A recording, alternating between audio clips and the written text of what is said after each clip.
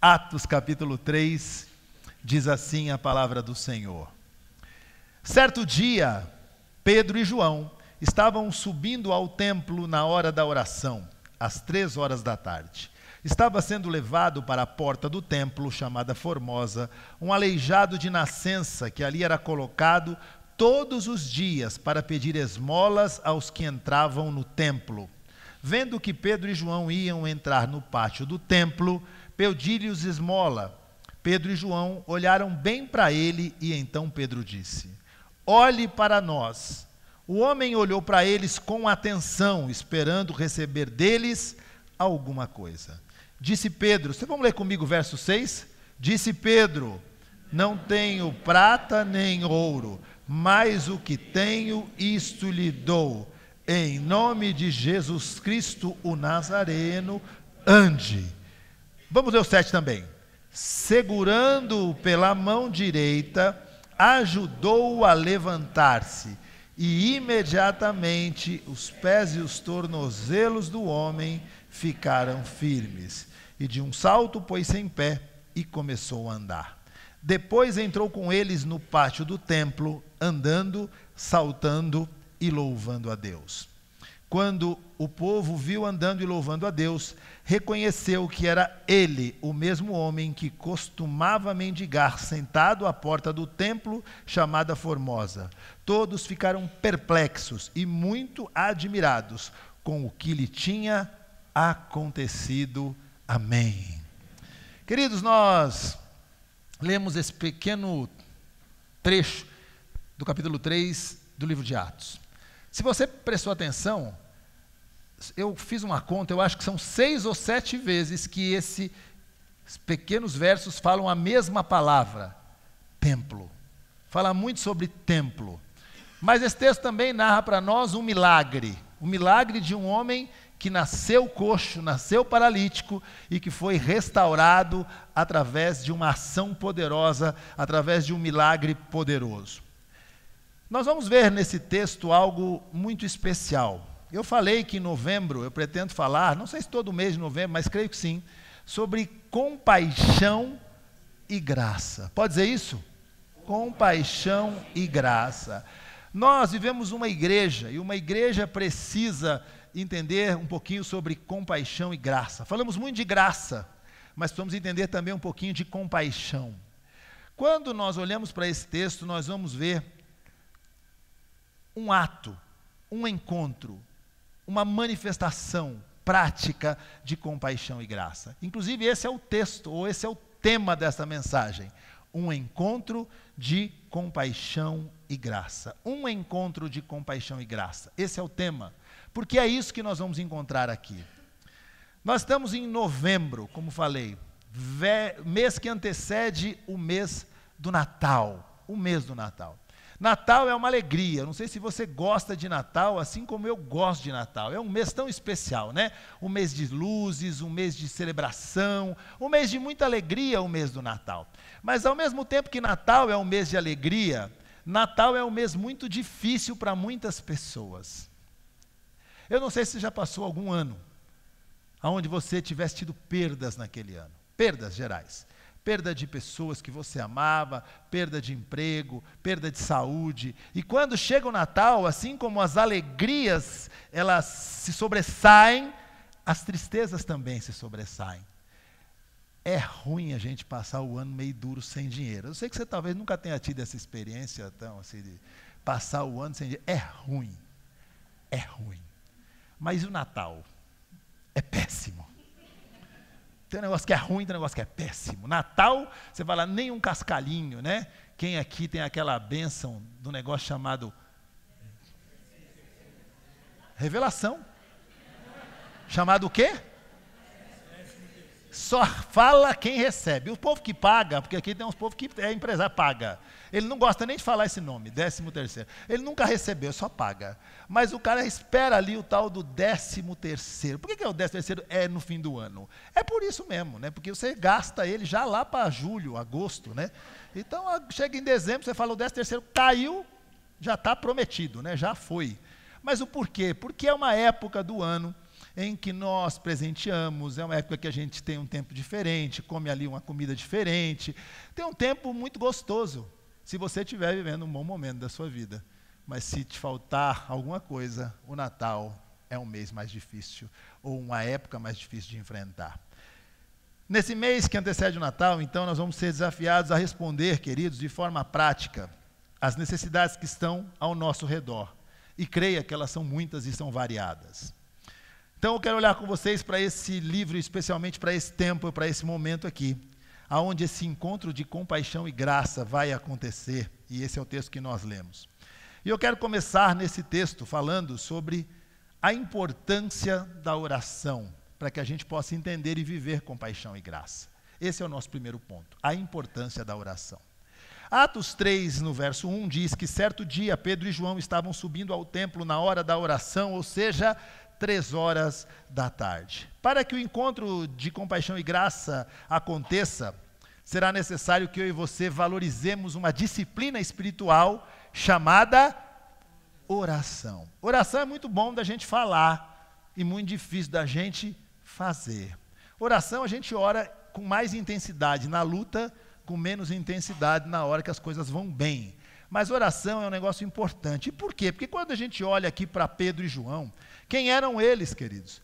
Pedro, hoje falei na minha classe para o pessoal que vai se batizar, era aquele que foi cheio do Espírito Santo em Atos capítulo 2, no dia do Pentecoste. Então, cheio do Espírito Santo, ousadia, ele pregou uma mensagem. A mensagem de Pedro, se fosse hoje, ia ser uma mensagem difícil de ouvir. Porque a mensagem de Pedro era assim, ó: arrependa-se e creia no Senhor Jesus. Arrependimento. Ele prega uma mensagem meio complicada, bate daqui, bate de lá, e vai daqui, vai de lá, e termina a mensagem fazendo um apelo. Na verdade não teve apelo, porque o pessoal falou: o que é que nós podemos fazer para resolver esse problema que o Senhor disse que nós temos? Arrependam-se e creiam no Senhor Jesus. E aí diz que uma pequena quantidade de pessoas foi salva. Lembram quantos? 3.000, rapaz, 3.000. Imagina se um pastor pregar hoje 3.000. A gente fica tão feliz quando um se converte, um pecador, uma alma se converte. 3.000 tomam uma decisão. Aí Pedro podia falar: bom, agora eu sou o cara, o pastor. Preguei a primeira pregação, não, e pior que é a primeira estreia. Estreou com 3.000 na pregação.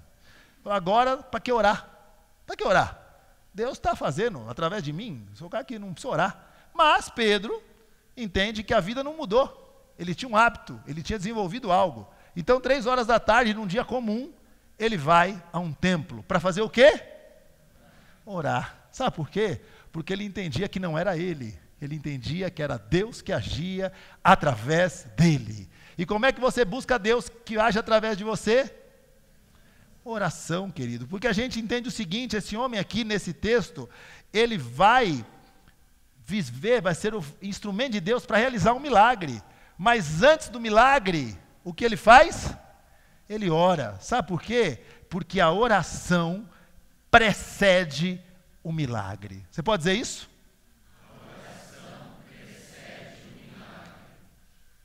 Sabe aquela música? Eu preciso de um milagre? Como é que é? Cadê o louvor? Como é que é a música?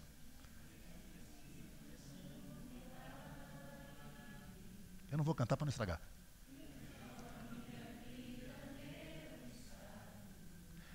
Essa música é exatamente isso. Mestre, eu preciso de um milagre. Transforma a minha vida e o meu estado.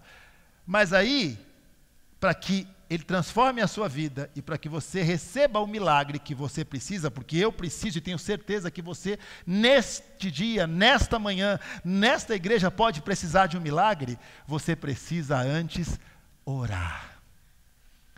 Não tem problema que você não fala nem amém, nem aleluia, não tem problema nenhum. Porque esse é o caminho, querido. Se você quer um milagre, não basta pedir. Você tem que chegar humildemente diante do Deus que pode realizar o milagre. E você só chega na presença desse Deus, não é com me dá, faz para mim. Você chega através da oração. Quando você chega diante da presença de Deus, em oração, você pode esperar o milagre acontecer na sua vida. Creia nisso em nome de Jesus. A oração precede o milagre. Pedro e João sabiam disso. Sabe por que eles sabiam? Porque eles aprenderam com a pessoa. Quem seria? Pergunta de escola dominical. Com quem eles aprenderam? Jesus, querido. Se você olhar, Jesus era o Deus homem que orava. Jesus foi visto pelos discípulos tantas vezes orando, que eles falaram, não é possível, tem que fazer diferença. Se ele ora, por que eu não orar? Jesus ora no seu batismo, Lucas 3:21, não precisa nem abrir. Lucas 3:21 diz, quando todo o povo estava sendo batizado, também Jesus o foi. E enquanto ele estava orando, o céu se abriu. Enquanto ele estava orando, o céu se abriu, querido. Oh, Deus, abre o céu sobre a minha cabeça. Ore, que o céu está aberto e a sua oração chega diante do Deus Pai em nome de Jesus. Mas não só, Jesus nas madrugadas orava, diz Mateus 26:39, indo um pouco mais adiante, prostrou-se com o rosto em terra e orou, meu Pai, se for possível, afasta de mim esse cálice, contudo não seja como eu quero, mas como tu queres. Queridos, no momento de maior angústia, Jesus orou. Ele não fez outra coisa, no momento de maior angústia, Jesus orou. Ele não fez outra coisa senão orar. Esses homens viram Jesus orando e compreenderam que mais importante que realizar milagres era ter uma vida de oração. Como é que você fala isso, pastor? Como é que você prova isso? Lucas 11, versículo 1. Lucas 11, 1. Olha o que diz o texto. Certo dia, Jesus estava orando em determinado lugar. Tendo terminado, um dos seus discípulos lhe disse, Senhor, ensina-nos a orar como João ensinou aos discípulos dele.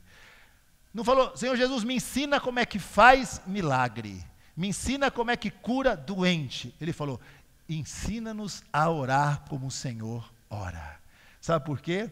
Porque a oração precede o milagre. Não adianta, a gente pode ser um grande fazedor de coisas para o Senhor, ativista evangélico, faz, trabalha, e que louva a Deus por essa igreja ter esse corpo de gente que trabalha. Ou igreja, para o povo trabalhar, é essa igreja aqui, louvado seja Deus. O povo tem preguiça não, meus irmãos, porque o negócio aqui é tira, põe, passa isso, corre, traz, monta, desmonta, o povo corre aí, todo mundo orando a Deus, junte-se a eles na oração aí, a nós, que eu também oro por isso. Vamos orar para a gente mudar para um lugar maior, né, os irmãos? Tem uns irmãos aí que estão numa oração, vamos mudar, pastor, para um lugar que não precisa carregar a cadeira. Louvado seja Deus, não é? Louvado seja Deus, né, que a gente mude. Mas enquanto não muda, a gente carrega, não tem problema, trabalha. Mas não adianta a gente virar um ativista da obra de Deus. Sabe por quê, querido? Porque fazer é mais importante do que falar. Isso é verdade, porque tem gente que fala pra caramba. Não, fala, mas na hora de fazer, não faz. Fazer é mais importante que falar, mas orar é mais importante do que fazer. Será que você pode dizer isso comigo? Olha como você decorou, fica vendo. Fazer é mais importante do que falar. Orar é mais importante do que fazer. Vamos falar de novo? Fazer é mais importante do que falar. Orar é mais importante do que fazer. É isso.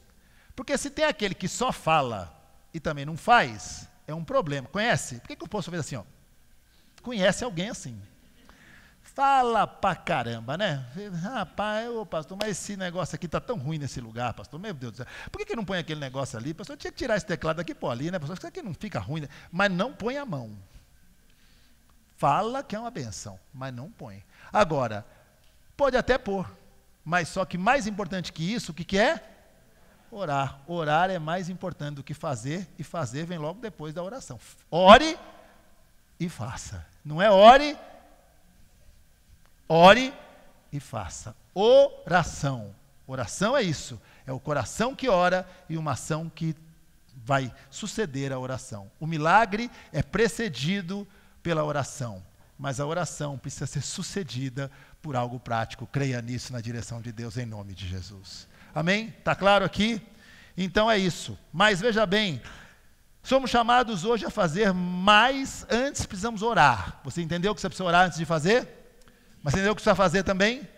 Ok. Mas nós vamos fazer outra coisa aqui. Entender o quê? como nós nos comportamos diante das oportunidades. Então agora nós vamos falar sobre esse segundo ponto, que é a necessidade transformada em oportunidade. A necessidade transformada em oportunidade. Atos 3:2 diz o seguinte: estava sendo levado para a porta do templo chamada Formosa um aleijado de nascença, que ali era colocado, quando? Todos os dias, para pedir esmolas aos que entravam no templo. Nós somos informados pelo autor que diariamente o aleijado era levado e colocado naquela porta todos os dias, para fazer a mesma coisa, pedir esmolas, todos os dias. Precisamos entender alguns fatos importantes aqui para que a gente precisa considerar e a gente entender a necessidade e oportunidade nesta cena. Você ouviu eu falar, e você leu no texto, que 3 vezes ao dia os judeus iam ao templo para oração. Não é como a gente, não. 3 vezes ao dia eles iam lá. E quem estava lá? Todo dia. Porque diz o texto que era todo dia. Quem? O aleijado estava lá. Sendo assim, queridos, muitos eram aqueles que cruzavam aquela porta nessas 3 ocasiões do dia. Ou seja, 9 da manhã, meio-dia e 3 da tarde. Muitos passavam ali do lado do aleijado que ali estava. Então, pedir esmolas nesse local era algo estratégico. Pelo menos por 2 motivos. Primeiro, pelo fluxo de pessoas, óbvio. Né? É um lugar estratégico. Fica ali, aleijado, não se mexe, mas o povo passa por ele.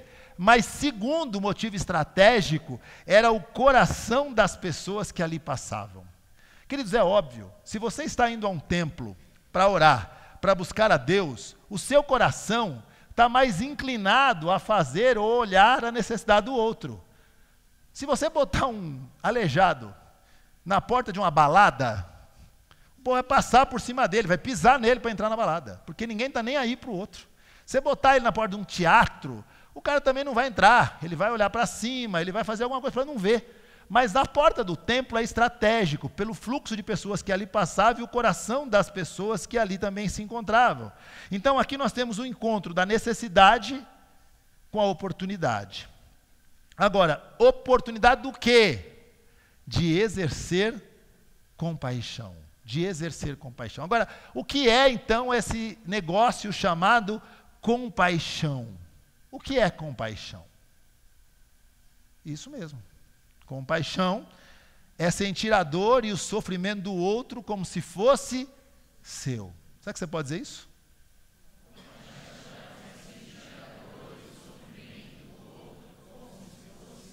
Isso é compaixão. Sentir a dor do outro como se fosse seu. O mendigo usava desse expediente, a porta do templo e o coração das pessoas, para tentar o quê? Suprir as suas necessidades. Você consegue imaginar essa cena comigo? Uma porta que não era uma porta desse tamanho, era uma porta larga, e o texto fala desse mendigo e desse aleijado. Mas você tem que entender que não era só ele que estava lá. Não era ele, exclusiva, a porta era dele. Essa porta é minha, ninguém tasca, eu vi primeiro. Não era isso.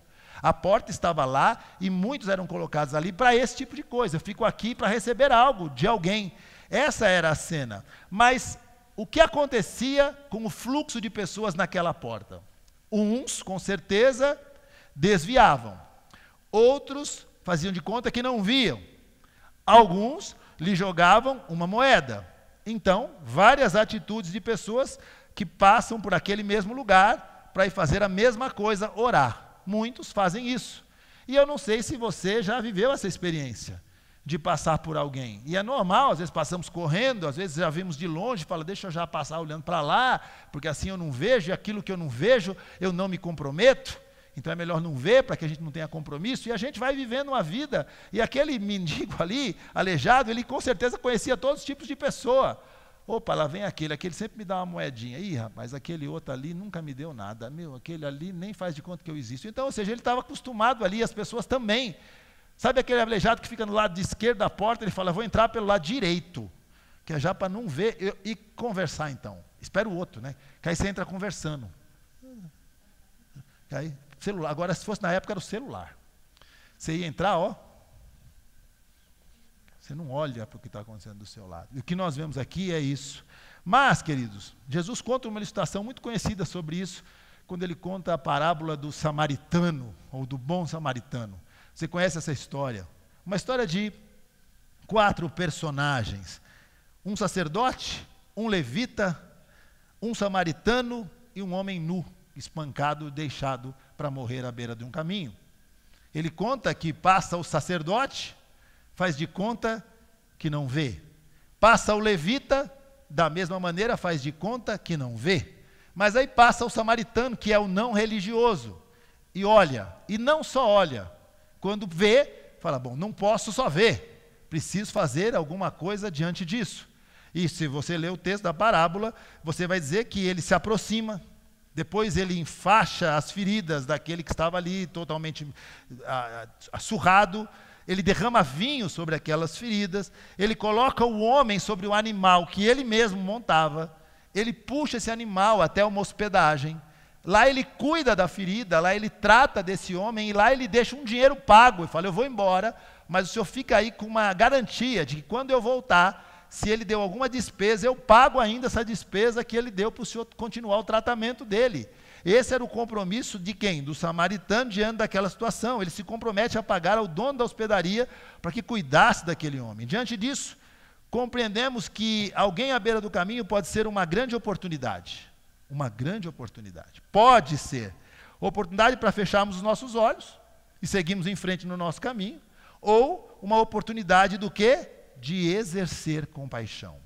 E eu faço uma pergunta para você que está aqui. Talvez não seja uma pergunta muito confortável, mas Deus colocou no meu coração essa pergunta e eu preciso fazer. Quem nós queremos ser? Que igreja nós queremos ser? Uma igreja disposta a estender a mão para o necessitado, para o órfão, para o pobre, para o estrangeiro, que é o quarteto da vulnerabilidade que a Bíblia apresenta, ou aquela igreja que fala assim, não, está tudo bem, está tudo bem. A gente está bem, está tudo muito bom. O que a gente tem que entender aqui é que, como igreja, nós precisamos falar o quê? Que nós temos que ser respostas para essa situação. Nós temos um nome. Qual é o nome da nossa igreja? Novo Tempo. Essa igreja não pode ser só um novo tempo para nós. Essa igreja precisa ser um novo tempo para outras pessoas através de nós. Nós precisamos ser instrumentos geradores de novo tempo na vida de outras pessoas, queridos. Nós fomos chamados para isso, para serem instrumentos de Deus, para gerar novo tempo na vida de outros. E eu tenho absoluta certeza que é isso que você quer, se você tem Jesus no seu coração, porque você vive e você foi regenerado para um novo tempo. Agora, o que determina essa escolha? Ah, mas então como é que nós vamos escolher? Como é que eu vou fazer isso? O que vai determinar isso? E esse é esse terceiro ponto que eu falo aqui. É um olhar atento e uma fé madura. Um olhar atento e uma fé madura. Pregamos muito sobre fé esses últimos dias, falando sobre maturidade da fé. Olha o que acontece em Atos capítulo 3, em diante. Vendo que Pedro e João iam entrar no templo, ou no pátio do templo, pediu-lhes esmola. Pedro e João, o que diz o verso 4? Olharam bem para ele. E então Pedro disse, olhe para nós. O homem olhou para eles com atenção, esperando receber dele alguma coisa. Disse Pedro, não tenho prata nem ouro, mas o que eu tenho te dou, em nome de Jesus Cristo Nazareno, ande. Nós estamos perto agora de ver o milagre, estamos às portas do milagre aqui. Pertinho. Temos o que então? Homens de oração, olhando para um aleijado, sentado e mendigando e vendo ali uma grande oportunidade. O texto afirma que Pedro e João são vistos pelo homem, ou seja, o homem viu, olhou e viu Pedro e João. Ele olhou e viu, Pedro e João estavam vindo. Ele primeiro olha para Pedro e João. E ele olha para Pedro e João, como diz o texto, esperando receber deles alguma coisa. Mas diz o seguinte, Pedro e João olharam para ele, é isso que diz o texto? Olharam o quê? Olharam bem para ele. Olhar para ele, muita gente olhava, mas Pedro e João olharam bem para ele. E olhando bem para ele, eles compreenderam algo. O que eles viram olhando bem para aquele homem? O que eles compreendem olhando para aquele homem? O que eles compreendem é a real necessidade que aquele homem tinha. Então, eu e você temos que aprender algo com esse texto. Eu e você precisamos fazer isso. Olhar até compreender a necessidade. Pode dizer isso? Olhe até compreender a necessidade. Uma coisa é olhar, outra é olhar bem, com atenção, olhar como Jesus olhava. Semana próxima, se Deus permitir, nós vamos ter conosco aqui o pastor Bebeto Araújo. Ele é pastor de uma missão chamada Missão Aliança, que tem mais de 120 anos na Noruega. Ele é o presidente dessa missão, que é a mantenedora do nosso projeto em Mauá, Projeto Sertãozinho, que vocês também vão conhecer na próxima semana aqui. Então, esforce-se para estar aqui. Bebeto Araújo conta uma história de missionários americanos que chegaram no Amazonas e antes de ir, eles entenderam algo, que aquele povo precisava de mosquiteiros eficientes, eficazes, para não ser mais picados por mosquitos lá e terem lá as doenças causadas pelo mosquito. Então eles investiram num processo extremamente complexo de um mosquiteiro automontável que fazia uma tenda sobre a cama, um negócio fantástico, com uma tela, com um negócio que montava, um espetáculo. E levaram lá os mosquiteiros para a comunidade. Você fala, louvado seja Deus, aleluia, que coisa boa. O problema é que os americanos que investiram no mosquiteiro, quando voltam dias depois, não encontram nenhum mosquiteiro. Sabe o que eles encontram? Redes de pesca. Eles pegaram as redes do mosquiteiro e usaram para fazer rede de pesca. Os homens ficaram loucos. Pensam uns cabra baixo, bravo. Isso que fizeram com o meu dinheiro. Pegaram o mosquiteiro que eu fiz e fizeram um negócio para pescar. Se fosse rede de pesca era mais barata, a gente já tinha dado, mas por que a gente fez mosquiteiro? Primeiro, porque eles não perguntaram o que eles precisavam. Eles deduziram a partir do seu ponto de vista. Eu acredito que melhor para eles seja não ser picado. Ele falou, não, melhor para nós no momento está sendo comer. No momento, a picada a gente leva. A picada é isso aí. Agora, a comida está mais importante. Isso mostra que nós precisamos olhar até compreender a necessidade. Muita gente gosta de fazer o que chama-se de obra social, né? A necessidade do outro não é a nossa interpretação da necessidade do outro. Então tem gente que adora fazer um negócio. Eu vou dar sopão, eu vou dar comida, eu vou dar um pão com manteiga, eu vou fazer alguma coisa, eu vou dar comida, vou dar isso, vou dar aquilo. E a gente acha que aquilo é bom. E não é que não seja bom, mas pode ter coisa melhor que você e eu podemos fazer. Mas a gente precisa o quê? Compreender a real necessidade do povo. Esse mesmo cara me contou uma história, que eles foram entregar sopão na madrugada. Quem aqui já não foi, né? Entregar um sopão na madrugada. Se não foi, deveria ter ido, mas você foi entregar o sopão. E aí, foi acabando o sopão. Esses dias nós fomos no projeto Rafá, alguns irmãos foram aqui, e vai dando aquela aflição, quando você tem gente para comer, e a comida vai acabando. E o povo com aquela fome, né? E foi acabando o sopão, e aí tinha uma pessoa lá e ficou sem a sopa. E ele falou, tem mais sopa? Não tem. Tem mais sopa? Não tem. E ele falou assim para o rapaz, você me desculpa, o sopão acabou. Ele falou, senta aqui. Aí ele sentou, começou a conversar e falou, posso dizer uma coisa para você? Eu gosto muito de sopão, até que é bom, mas eu estou gostando mais disso que aconteceu aqui. Como o sopão acabou, você veio falar comigo, nós estamos conversando. Eu estou precisando mais da conversa e de um abraço do que da sopa que acabou. Por quê? Porque o que o povo queria, talvez, é que sentasse uma roda de gente em volta e começasse a conversar com eles. E o sopão ele arruma todo dia, porque você não leva o sopão todo dia.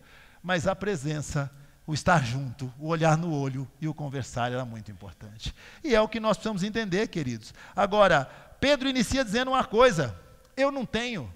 Mas muita gente não faz pela mesma coisa de Pedro. Eu não tenho dinheiro, eu não tenho vocação, eu não tenho inclinação, eu não tenho paciência, eu não tenho coragem, eu não tenho. E ele diz, eu não tenho, mas ele diz o quê? Eu não tenho o quê? O que o texto diz? Eu não tenho o quê? Prata nem ouro. Ele fala, eu não tenho o quê? Prata nem ouro. Meu querido, mas eu digo uma coisa, se aquele Pedro e João, como crente, tivesse caminhões de prata e ouro, caminhões assim, enfileirados de prata e ouro, eles iam resolver o problema do paralítico? Ele ia continuar o quê? Aleijado, paralítico, nasceu assim. Então nem toda a prata e ouro do mundo seriam suficientes para resolver o problema do paralítico. Que o problema do paralítico não era falta de dinheiro, também era. Mas o principal problema do paralítico qual era? Ele era paralítico, ele nasceu paralítico, ele não tinha nenhum dinheiro, podia mudar aquela situação. E ele diz, eu não tenho, mas ele diz, mas tem uma coisa que eu tenho. Eu tenho o quê? Um nome. E esse nome tem poder sobre ele. Ele fala, eu tenho poder no nome de Jesus. Então você agora, nesse nome, ou pelo poder deste nome, ande. E o que acontece, queridos? Por incrível que pareça, o homem anda. Por quê? Porque é o poder do nome de Jesus. O poder do nome de Jesus. Igreja, nós não temos muitas coisas. E aqui não temos mesmo, nós não temos sede, nós não temos um monte de coisa aqui. Nós não temos muitas coisas, não temos, mas tem algo que só nós temos e só nós podemos oferecer ao mundo. O poder do nome de Jesus. Eu não sei se você crê nesse poder ou no poder desse nome. Você precisa crer no poder do nome. Queridos, eu já orei por... O pessoal fala assim, pastor, eu só acredito em milagre. Queridos, eu já orei por gente que foi curada imediatamente, instantaneamente, quando eu orei. Eu orei por um filho de um amigo meu, Carlão. O filho dele tinha menos de 2 anos de idade. Pegou aquela tal daquela meningite, aquela mais grave, bacteriana ou viral? Bacteriana. Eu fui visitar o menino no hospital. Pensa um cara que não crê em Deus, não crê em Jesus, é o pai. Mas naquela hora, ora aí pelo menino. Eu falei, eu vou orar. Eu fui pôr a mão na cabeça do menino. O menino empurrou a minha mão com uma força que eu falei, não é possível, você não pode ter 2 anos. Ele empurrou a minha mão. Eu pus a mão na cabeça do menino, orei pelo menino, fui embora. Quando eu cheguei no carro, ele me ligou e falou, a febre do menino passou. Eles fizeram o exame do menino. O menino estava curado em nome de Jesus. Eu creio no poder da oração. Minha mãe tinha um negócio aqui, uma tal de uma parotidite, um negócio que deu nela, ficou com uma bola gigante aqui, aqui embaixo. Não sabíamos o que era. Minha mãe esperava, ora aí, filho. Eu orei, minha mãe botou para fora, depois a gente sabe o que é, mas foi da oração.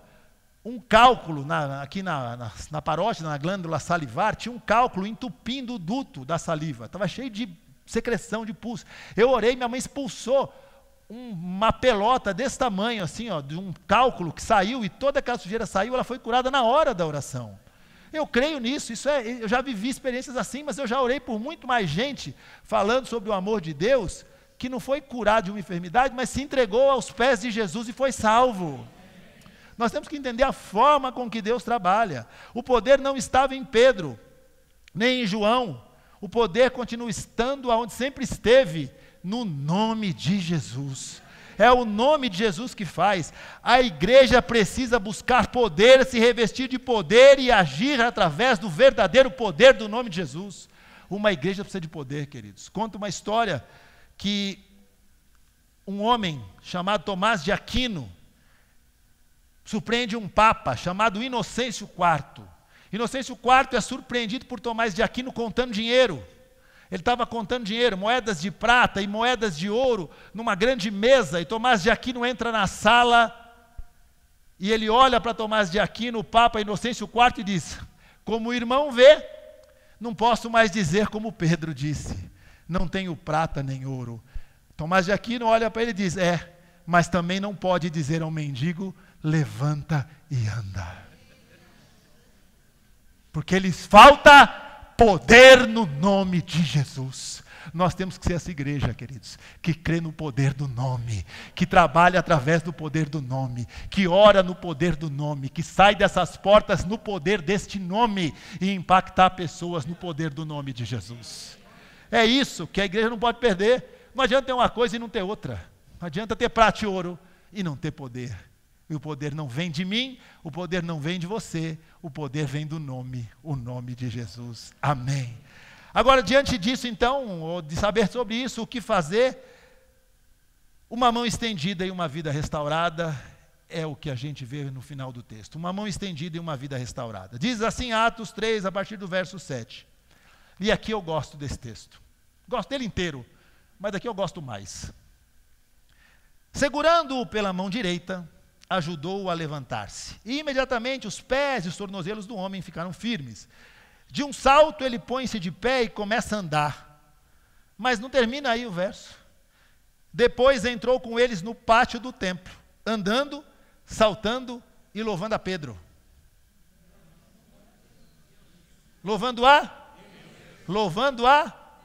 Deus. Louvando a Deus, queridos. Aqui vemos, e aqui vai acontecer o encontro da compaixão com a graça. Aqui é o encontro da compaixão com a graça. Um olhar atento, uma breve oração, o milagre acontece e o aleijado anda. Louvado seja Deus. Mas eu quero destacar aqui um detalhe do texto, que talvez é o detalhe mais inconveniente do texto, que é esse. Segurando-o pela mão, Pedro ajuda o homem a levantar. Esse milagre aconteceu imediatamente, mas por algum motivo, Pedro não só deu uma ordem em nome de Jesus, ou levanta e anda, e ele lá então levantou e andou. Diz que ele fala, anda, mas ele pega o aleijado pela mão e puxa o aleijado para cima, ele põe o aleijado de pé. Isso provavelmente aconteceu porque aquele homem, queridos, vivia naquela situação por mais de 40 anos. Ele nunca havia andado, ele nunca soube o que era andar, ele nasceu paralítico. Então Pedro puxa aquele homem de mais de 40 anos para mostrar uma coisa para ele e para nós hoje. Sabe o quê? Que pessoas precisam de pessoas que lhes ajudem a levantar. Pode dizer isso? Pode dizer isso?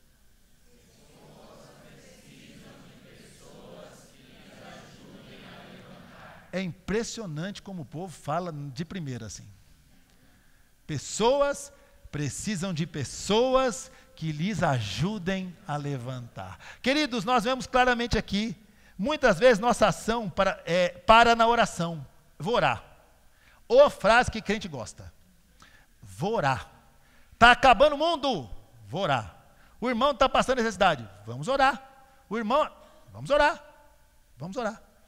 Meus irmãos, a oração precisa ser, muitas vezes, sucedida, como disse, de ação. Mas muitas vezes, nossa oração não se transforma em prática. Será que nós estamos dispostos a segurar em mãos sujas, como daquele mendigo? Mãos sujas. Porque a mão daquele homem, você imagina a mão. Ou não imagina? O homem ficava no chão. Se os pés eram sujos, aquele homem tinha uma mão imunda. Imunda. Pedro era um judeu. Você viu aquele pessoal que tem toque? Com álcool? O negócio lava a mão, até ferir a mão, lava a mão, passa álcool na mão. Ele olhou a mão e falou, essa mão aí, dá para o irmão dar uma, para depois eu pegar? Dá para dar álcool gel. Passa um alquinho, meu irmão. Passa um alquinho. Não tinha alquinho, meu irmão. A mão era aquela ali mesmo que tinha. E ele não olha para a mão. Agora, o que nós temos aqui? O resultado daquela mão estendida não foi somente um aleijado curado. Porque o aleijado está curado. Porque disse que ele falou, anda, o aleijado curou. O que nós temos, além de um aleijado curado, sabe o que é? Uma vida restaurada. É isso que nós vamos encontrar a partir daqui, uma vida restaurada. O que nos prova isso, sabe o que foi? O rumo que o aleijado tomou. Meu irmão, o aleijado tomou um rumo aqui. Qual foi o rumo do aleijado? Ele recebeu a cura, falou, valeu, aqui é a porta. Aqui é o templo. Aqui é o aleijado. Curou ele. Fui. Foi o que ele fez? O que o texto diz? Ele entrou para onde? Ele entrou para dentro, querido. Ele não foi para fora, não. Ele veio para dentro. Sabe por quê? Porque isso mostra que é uma restauração de vida verdadeiramente por Deus. Ele falou, ele louvou a Deus e entrou para dentro do templo. Ele falou, eu não podia entrar aí não, porque ninguém me recebia aí, porque eu era aleijado, eu era coxo, eu era imundo, mas agora eu não sou mais. Agora eu fui curado pelo poder do nome de Jesus, e eu sou digno de entrar no templo. Aí você fala, mas pastor, o que tem a ver isso com a minha vida? Eu não sei nem o que tem a ver isso comigo. Tem muito a ver com a sua vida, e com a minha vida, com a nossa vida. Porque, meus irmãos, nós éramos como esse homem. Eu não, pastor, nunca fui aleijado. Nunca pedi esmola na porta do templo. Eu não. Era assim, senhora. Eu também era. Porque nós éramos esses, que vivíamos caídos à beira de um caminho, que não merecíamos receber nada daquele que um dia pegou na nossa mão suja e nos colocou de pé, porque a minha mão e a sua mão estavam sujas, mas o Senhor não olhou para a sujeira da nossa mão, o Senhor olhou para a possibilidade de fazer na nossa vida algo novo, um tempo novo, e restaurar a nossa vida para a honra e glória do nome dEle. Mas Ele não restaurou a nossa vida não para a gente correr para fora, queridos. Ele restaurou a nossa vida para correr para dentro. Ah, entendi, pastor, para dentro do templo. Não, para dentro da vida cristã. E vida cristã não é conforto de cadeira. Vida cristã é fazer diferença na vida de quem precisa. É difícil, dá o amém enroscando mesmo, mas dá, pastor, é isso aí. O dia que eu vim na igreja, pastor, meu Deus. Queridos, nós, irmãos amados, somos os Pedros da atualidade. Nós somos esses Pedros da atualidade. Nós, a igreja, somos a resposta. Nós somos a resposta. Nós somos a expressão de Jesus para aqueles que estão à nossa volta. Nós somos as Bíblias vivas que as pessoas leem. Meu irmão, se nem você que é crente lê Bíblia direito, você vai mandar o outro ler? Leia a Bíblia, meu irmão. Está na palavra de Deus. E carrega, leia a Bíblia, meu irmão. Leia a Bíblia. Aí ele fala, tá bom, onde é que eu começo? Ele fala, começa no Evangelho de João, quer ver?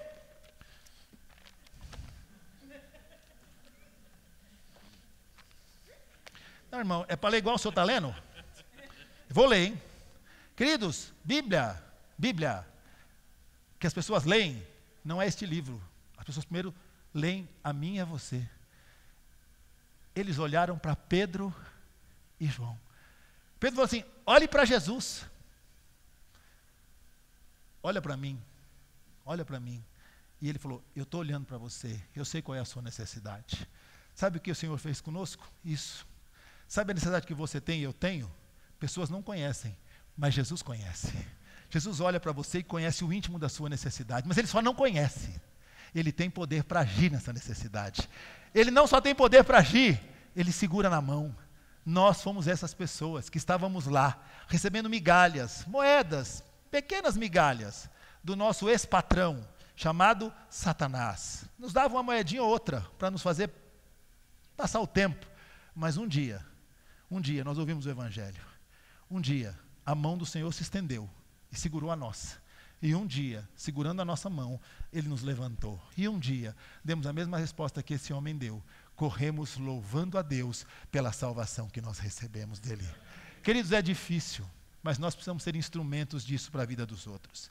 E talvez você pense, e o que o Evangelho tem a ver com isso? Romanos 1,6 ou 1,16 responde e eu termino. Romanos 1,16 diz assim, não me envergonhe do Evangelho, não me envergonhe do Evangelho, não me envergonhe do Evangelho, porque é o poder de Deus para a salvação de todo o que crê. Primeiro do judeu, depois do grego, porque o Evangelho, ou no Evangelho é revelada a justiça de Deus, uma justiça do princípio ao fim, que é pela fé, como está escrito, o justo viverá pela fé. Somos uma igreja nova, acabando de nascer, queridos. Deus tem colocado em meu coração que nós não podemos carregar esse nome, Novo Tempo. E Deus sabe o quanto eu estou falando aqui para vocês. Deus tem colocado no meu coração, não podemos carregar o nome Novo Tempo. E primeiro, não experimentar um novo tempo. E segundo, não levar esse novo tempo a outras pessoas. Nós não fomos chamados para viver o conforto da nossa natureza de estar numa família e amigos que, graças a Deus, Deus tem gerado aqui. Mas nós somos chamados para ser agentes de um novo tempo na vida de muitas outras pessoas. Isso não será possível se nós nos acomodarmos e olharmos apenas para os nossos próprios interesses. Não, não é possível. Estamos, como disse, no início do mês que antecede o Natal. Como disse, mês difícil para muitos que não têm. Não tem dinheiro, não tem marido, não tem esposa, não tem família, não tem saúde, não tem.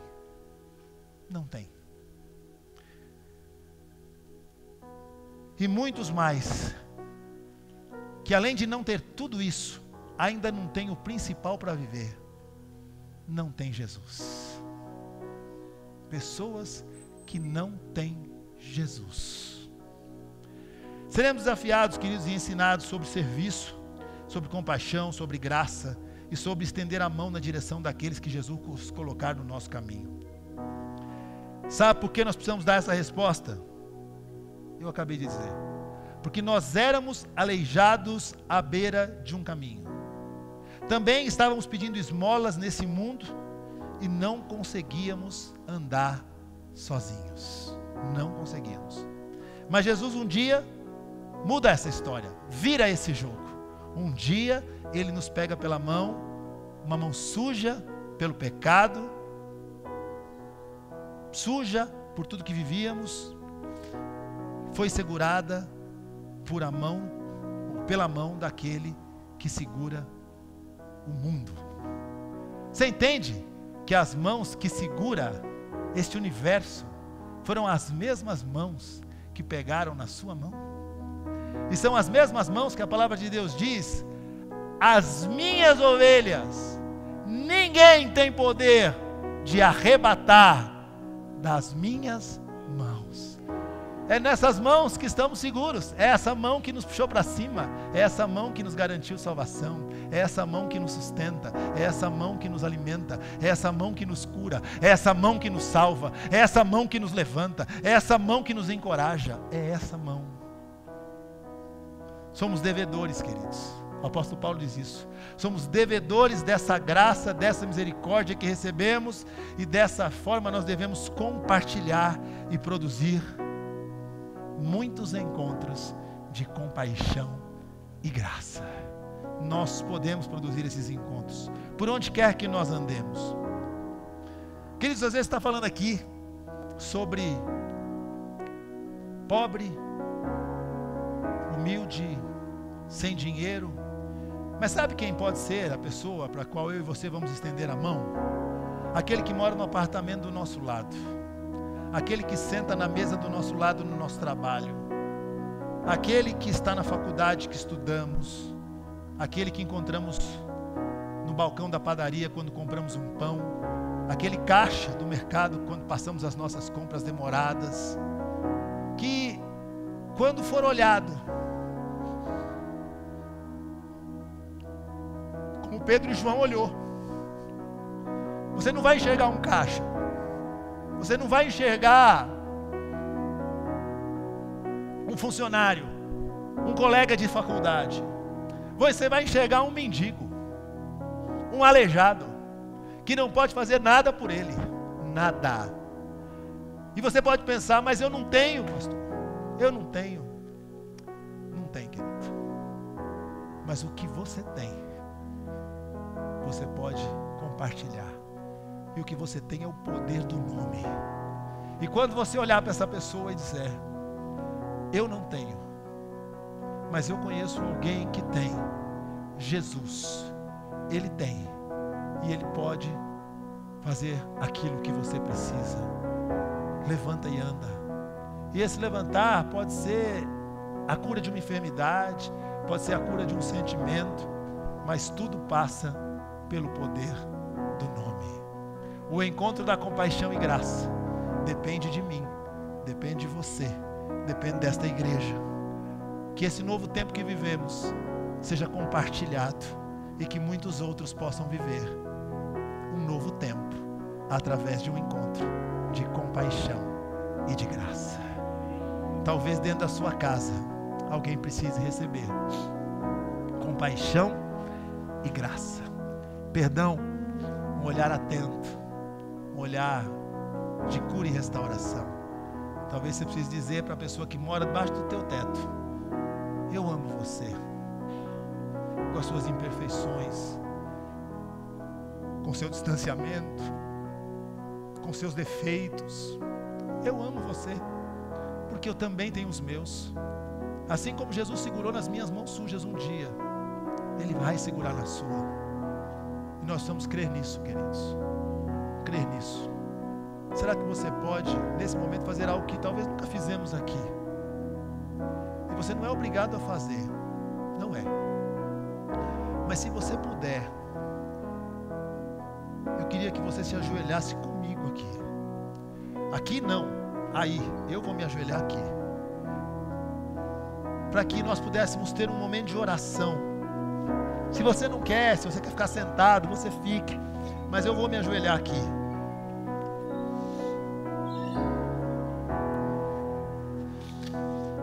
E essa oração, meus irmãos, essa oração tem um objetivo. O objetivo dessa oração é pedir ao Senhor desta igreja que quebrante o nosso coração, que nos dê alegria de vivermos encontros de compaixão e graça, que Ele nos use como instrumentos desse tempo. Nós não podemos, nós não temos, assim como Pedro e João não tinham, eu não tenho, mas o que eu tenho, eu dou. Em nome do Senhor Jesus, ande. E eu quero orar com você.